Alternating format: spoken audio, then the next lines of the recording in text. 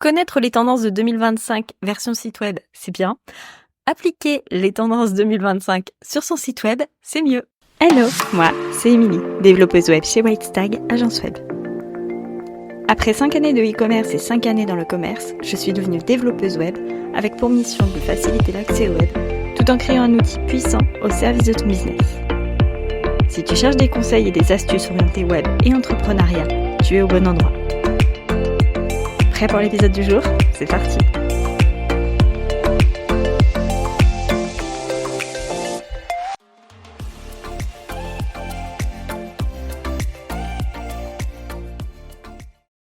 Hello, je suis super contente de te retrouver pour ce nouvel épisode de podcast.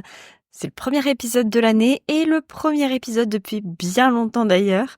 Je te reparlerai de tout ça dans un prochain épisode, mais cette année, on va débuter avec du concret. On va partir directement sur les tendances de cette année et surtout ce que tu vas pouvoir mettre en place toi sur ton site. Avant de commencer cet épisode, je te souhaite une très belle année 2025. J'espère qu'elle t'apportera tout ce que tu souhaites, de la joie, des réussites, une bonne santé et puis aussi des petits moments qui te font sourire. Et si ton site pouvait contribuer à tout ça cette année, je t'avoue que tu es au bon endroit. Alors c'est parti pour bien commencer l'année. Comme tu l'as entendu dans l'intro, cette année, on va arrêter de faire des bonnes résolutions, de prendre des bonnes résolutions et on va passer directement à l'action, on va rentrer directement dans le vif du sujet en étant, je l'espère, encore motivé par ce début d'année. C'est parti, je vais te parler des tendances que moi j'ai sélectionnées et qui peuvent être facilement mises en place sur ton site. Mais surtout, à la fin de cet épisode, je t'inviterai à aller faire un petit quiz. C'est un petit quiz rapide avec 6 questions, ça va te prendre moins de 2 minutes. Et à la fin, tu pourras définir ce qui pourra être le plus efficace pour toi cette année, ou plutôt pour ton site cette année, par rapport à tes objectifs, tes envies, tes attentes, bref. On parle concret et on passe directement à l'action. Première tendance de cette année 2025, ça commençait déjà à émerger en 2024, mais là, ça y est, cette année, tout le monde, ou presque, veut avoir, spoiler alerte, son site de membre. 2 possibilités pour les sites de membres. T'as soit le site de membre premium, donc pour lequel on paye une petite cotisation mensuelle ou une plus grosse cotisation. Ça va de quelques euros à parfois plusieurs centaines d'euros en fonction du contenu et de la personne qui te met ça à disposition. C'est une des tendances fortes parce que il n'y a pas besoin d'un gros contenu. Il n'y a pas besoin non plus d'être trop présent parce que site de membre, on peut aussi recycler des anciens contenus de formation, des choses comme ça. C'est vrai que la formation est devenue moins tendance ces dernières années, mais le côté site de membre avec le côté je donne un petit bout d'un contenu par mois, par semaine, enfin bref, peu importe la fréquence, mais je donne pas tout d'un coup, je délivre pas tout d'un coup et ça permet peut-être plus de passer à l'action. C'est quelque chose de tendance. Ça, c'est la première version du site de membre qu'on connaît un peu plus, celle qui est en ultra tendance, j'ai envie de te dire. Mais il y a une deuxième façon d'utiliser le site de membre et c'est moi personnellement la solution que je vais très prochainement utiliser. C'est un petit spoiler d'ailleurs, si tu me suis un petit peu partout, j'en ai parlé à peine. C'est le côté communautaire, le côté ancien client. Moi, je vais l'utiliser pour mes anciennes clientes. Elles auront accès gratuitement à cet espace de membres dans lequel elles pourront retrouver des tutos.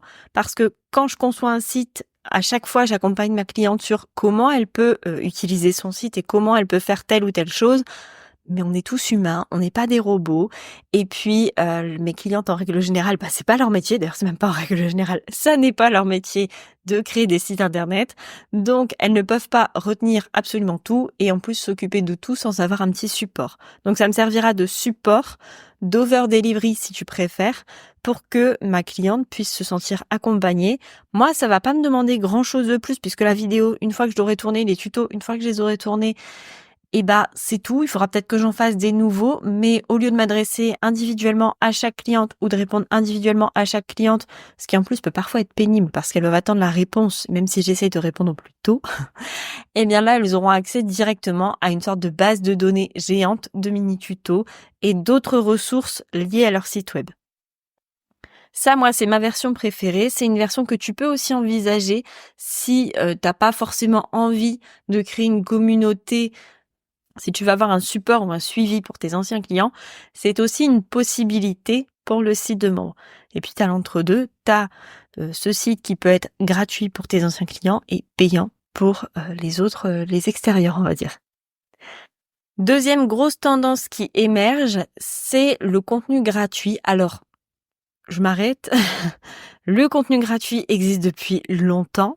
Il est connu sous le nom de freebie, lead magnet, ce que tu veux. On peut retrouver parmi ça les articles de blog, les vidéos YouTube, tutos, etc. On peut retrouver les épisodes de podcast, on peut retrouver les e-books, les workbooks. Bref, tout ce qui finit par book. Et tout ce genre de contenu. Ça a été une grande tendance depuis 2020-2021. Chacun a son propre contenu gratuit, son propre freebie. Mais maintenant, la grande tendance n'est plus d'en avoir un, c'est d'en avoir plusieurs. Et cette année, la tendance qui émerge, selon moi, c'est d'avoir vraiment une page dédiée pour ça sur son site.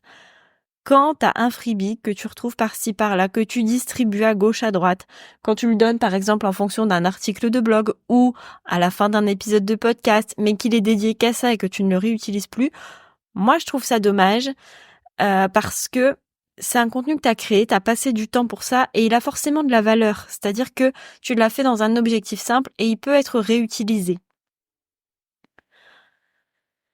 Au-delà de ça, le fait de le distribuer une fois et de plus le redonner après, ça peut être perçu comme quelque chose de, en gros, je l'ai fait, mais j'en suis pas super fière. Et c'est pas forcément, ça n'a pas forcément la notion d'exclusivité qu'on voudrait lui donner. Parce que souvent on se dit, oui, je vais le donner qu'avec ce truc-là ou qu'avec ce format-là. Et puis comme ça lui donnera encore plus de valeur parce qu'il sera exclusif. Oui, mais non. Ici, la grande tendance 2025, c'est de mettre en avant les contenus gratuits qu'on a créés. Pourquoi ? Parce que ça te montre comme quelqu'un de généreux, quelqu'un qui n'a pas peur de donner des informations liées à sa thématique, quelqu'un qui, s'il est généreux dans son contenu gratuit, l'est forcément dans ses contenus payants. Alors, j'espère pour toi, parce que le côté où on en donne beaucoup en gratuit, puis finalement en payant, on donne pas grand-chose de plus, ça c'est très très mauvais. Mais si tu donnes beaucoup en gratuit, mets-le en avant.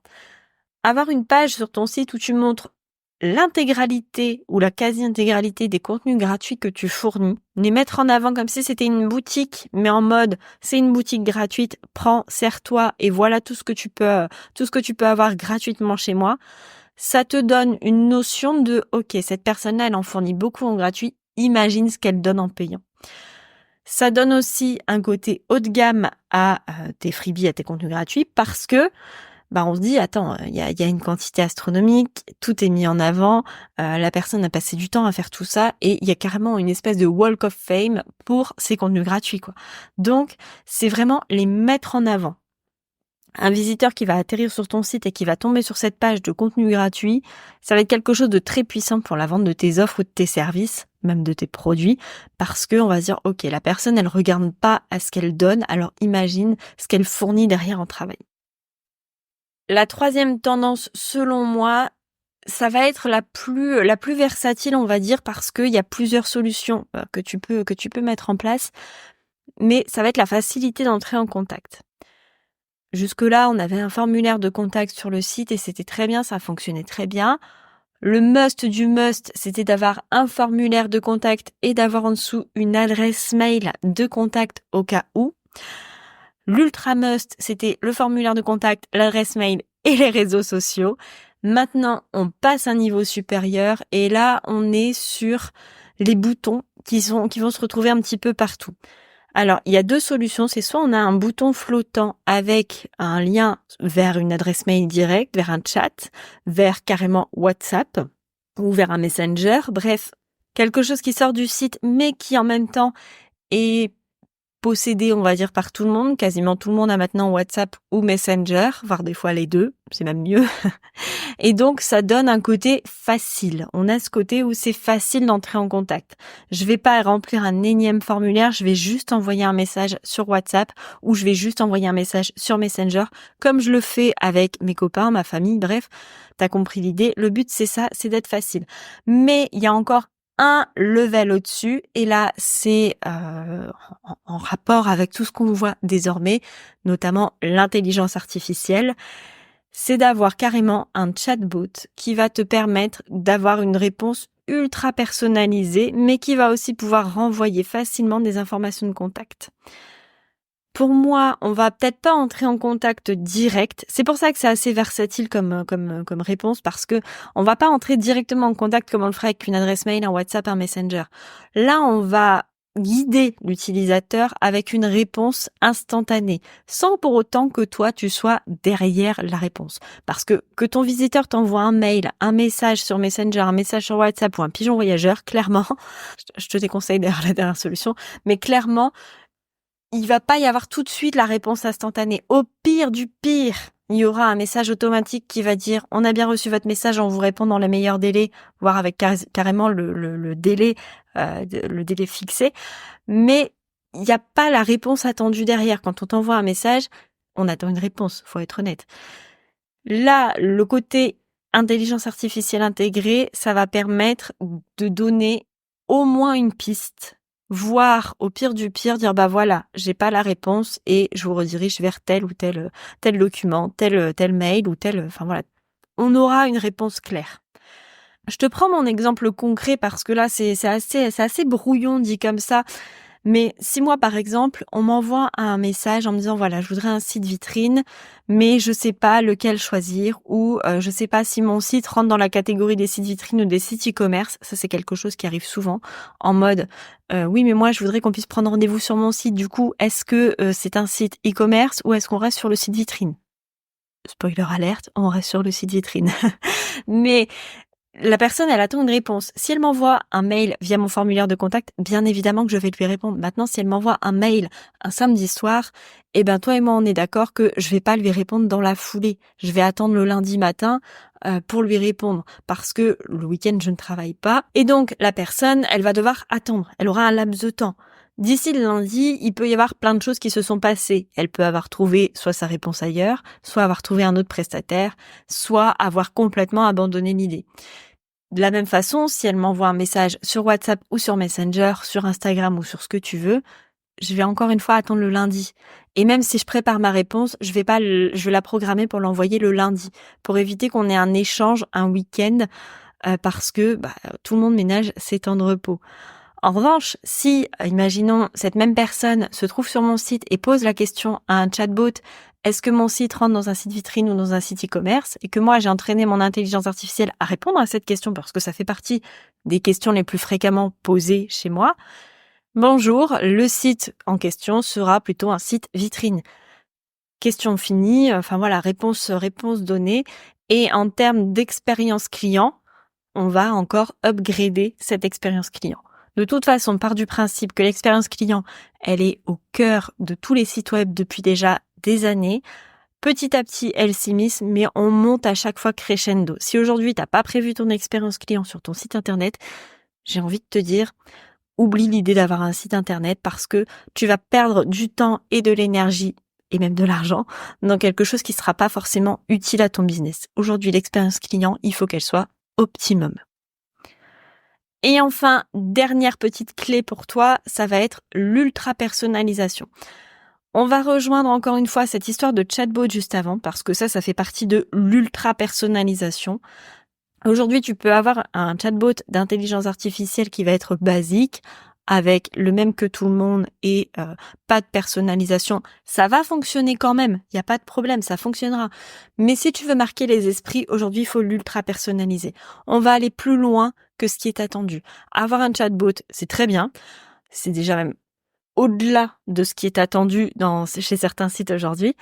Mais si tu le personnalises en lui donnant un nom, en lui mettant une image, en définissant carrément un petit personnage, on va être encore sur un autre niveau de personnalisation. On va être sur vraiment quelque chose où on va se dire, la personne, elle a pris le temps, elle a son propre chatbot, même si c'est le même qui fonctionne exactement partout pareil. Le fait d'avoir pris le temps de l'incarner, de lui donner une personnalité, c'est quelque chose qui aujourd'hui, en 2025, est une grande tendance. Si t'as pas de chatbot, c'est pas grave, tu vois, on va s'en remettre. Mais par contre, l'ultra-personnalisation, elle peut passer par d'autres choses, comme par exemple avoir des motifs sur ton site qui te sont propres. On a eu une grande période où on allait chercher nos motifs sur Canva. On peut toujours le faire et il n'y a aucun souci là-dessus. Maintenant, si tu veux avoir un site ultra tendance en 2025, utilise tes propres éléments, tes propres petits dessins, tes propres petites icônes. Bref, tout ce qu'on ne pourra pas retrouver ailleurs, c'est-à-dire que personne n'aura exactement les mêmes que toi, même si c'est inspiré de quelque chose que tu as vu sur Canva en mode « moi j'ai bien aimé ça et j'aimerais bien avoir ma propre version ». Attention, s'inspirer, c'est pas copier vulgairement ce qui a été fait, mais aujourd'hui tu peux trouver des graphistes ou des designers de marque qui vont te faire un travail extraordinaire avec des petits éléments que tu pourras réutiliser à l'infini. Aujourd'hui, on sort de ce côté site web. Le site web, c'est numérique, c'est quelque chose de non palpable, alors que ces petits éléments, tu peux très bien après les détourner pour faire des goodies, des objets, du textile. Enfin bref, il y a plein d'idées. On pourrait carrément faire un épisode complet là-dessus.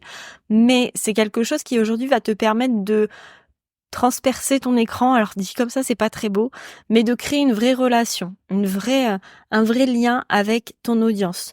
En clair, la personne, elle va avoir l'impression de te connaître. Utiliser tes propres photos, c'est-à-dire que on a eu cette grande tendance qui continue encore, mais qui a émergé surtout début 2024 de l'UGC, avec des contenus vraiment créés exprès, des photos, des vidéos créées vraiment exprès pour une personne en particulier, pour une entreprise en particulier. Eh bien, on est sur la même tendance, sauf que là, on la pousse encore plus loin avec tout le reste derrière, c'est-à-dire les éléments, les polices. Alors les couleurs, c'est compliqué de faire une couleur personnalisée, mais vraiment tout ce qui est petits détails, comme on dit, le diable se cache dans les détails, eh bien ça va être exactement ça pour ton site web en 2025, c'est chaque petit détail compte. Voilà pour moi les grandes tendances de 2025. Attention, cette liste n'est pas exhaustive, c'est ma version des tendances 2025, c'est celles qui pour moi sont les plus émergentes et les plus faciles à mettre en place, parce qu'on peut avoir des choses qui peuvent être émergentes, mais qui sont pas forcément faciles à mettre en place pour un ou une solopreneur. Ici, l'idée, c'est que tu ressortes pas de cet épisode en disant oui, bah ça, ok, mais bon, comment je fais? Moi, j'ai pas le budget, j'ai pas la compétence, ou concrètement, ma cible, elle va pas être intéressée par ce type d'éléments. Là, l'idée, c'est de se dire ok, moi, il y a ça qui m'intéresse. Comment je peux le mettre en place? Comment je peux le mettre en pratique? Est-ce que je peux le mettre en pratique? Est-ce que ça va plaire à mon audience? Et puis maintenant, il faut surtout y aller, parce que se dire qu'on peut le faire, c'est bien. Le faire, c'est mieux. Pour ça, je t'invite à répondre à un petit quiz. Donc, tu trouveras le lien dans la description. C'est un petit quiz qui va te prendre grand maximum 2 minutes et qui va te dire concrètement ce que toi, tu peux mettre en place, ce qui est vraiment la solution la plus adaptée et à ton besoin et à ta cible et à tes objectifs, parce qu'on n'oublie pas qu'un site internet, il y a toujours un ou plusieurs objectifs derrière et qu'il faut remplir cet objectif. Voilà pour ce premier épisode de 2025. J'espère que cet épisode pourra t'apporter de la nouveauté sur ton site et aussi un peu de motivation supplémentaire, parce qu'on va pas se mentir, redonner un petit coup de frais à son site, ça donne toujours une motivation et ça donne envie d'en faire plus et de repousser encore ses objectifs et ses limites. Nous, on se retrouve dans 15 jours pour un nouvel épisode de podcast. En attendant, et comme à chaque fois, je te souhaite une très belle soirée, une très belle nuit, un très beau week-end. Bref, peu importe quand tu écoutes cet épisode, et je te dis à tout bientôt.